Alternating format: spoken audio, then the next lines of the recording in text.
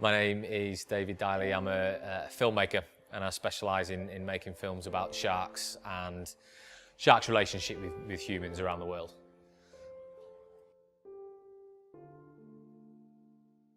The reason that I'm come down is because I'm getting a custom-built desktop PC.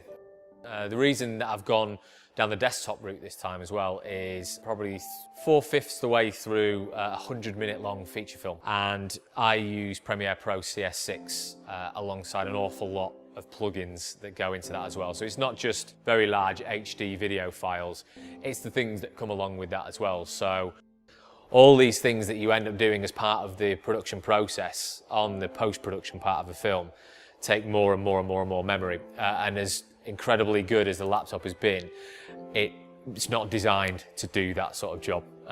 So I'm moving up and upgrading to a static desktop edit suite. The main basic specs for the machine all run around the provision of power and ability to run all these things at once. So there's 32 gig of RAM in there, split across two 16 gig slots. There's 3 terabyte hard drive for all the data and files, video, all that kind of stuff that goes into making films. There's 120 gig SSD for the programs, things like Premiere Pro, DaVinci, things like that. It's Intel i7, it's top of the range processor. There's the Quadro graphics card in there as well, which enables the CUDA in Premiere Pro CS6, which is really important because it adds that accelerated performance on that. And all of those things combined just ensure that I don't have to worry that it's not going to be able to keep up with the project as it goes, and that it'll just be able to keep ticking over no matter how much I throw at it, which is massively important. Because I did ask, could there be a CF card reader in there, because the cameras that I use CF cards as well as SD cards, and the provision of numerous USB 3 ports, things like that as well.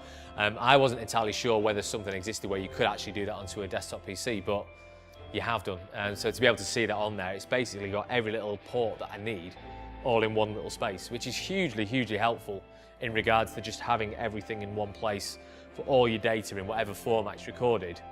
It just goes into the same part of the PC, and without having to pull it apart or take wires out and stuff. So that's massively helpful.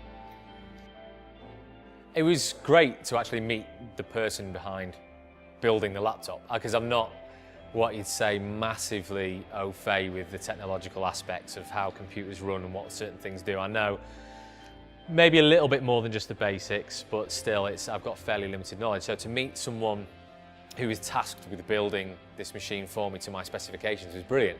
And to actually get a look inside of it as well and see where these are where the slots of the memory are going in the machine, and this is what that memory will actually provide for you in the practical sense of the edit, seeing that there's the capability to actually add more hard drive space in there as well, and seeing the layout, the configuration for the specifics of the design to make sure that it doesn't overheat, and this is for the air to move around, and just for him to answer questions as a layman and to put it in really, really basic language for him to tell me what that was all about. But also just in terms of to meet someone who is obviously incredibly proud of the job that he's done on it, and to see the level of craftsmanship that's gone into it, because that is important to me. And it was really, really nice. As opposed to just going into a shop and taking one off the shelf, it was a really good experience to meet the guy that's actually built the machine that makes my life easier.